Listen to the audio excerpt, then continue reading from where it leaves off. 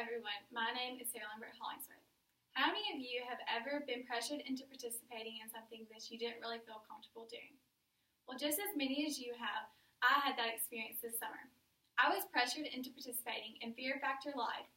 This was quite an interesting experience, but it's something that I will never agree to do again. It all started when my mom and my aunt decided to take my boyfriend Sam and I to Universal Studios for senior trip.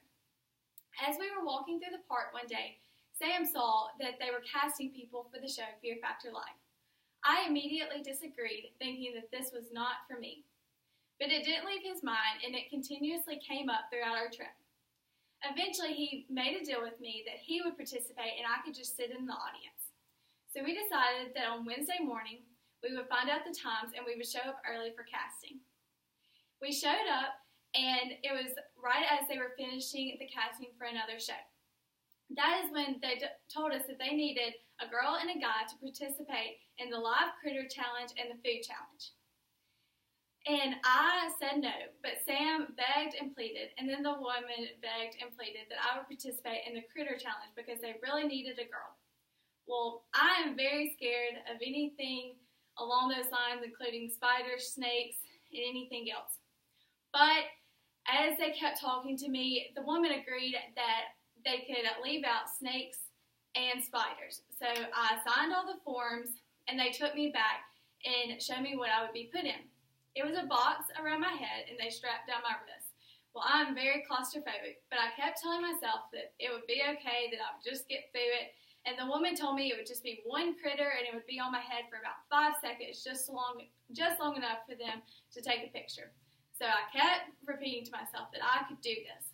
So I get in front of an audience, and they bring out this large wheel. This is when I discovered they could not determine what kind of animal was put on my head.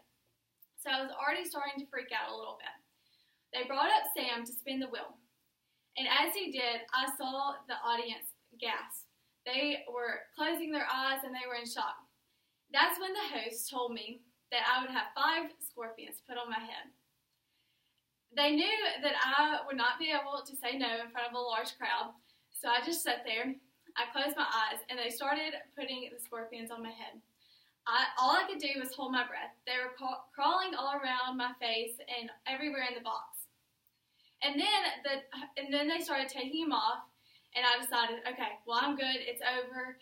And the host decided to mess with me. The idea of Fear Factor Live is they say, but wait, there's more. And so he started talking about how he was going to put a large spider on my head, and he was telling me how big it was. He was telling the audience that it could jump up to 10 feet.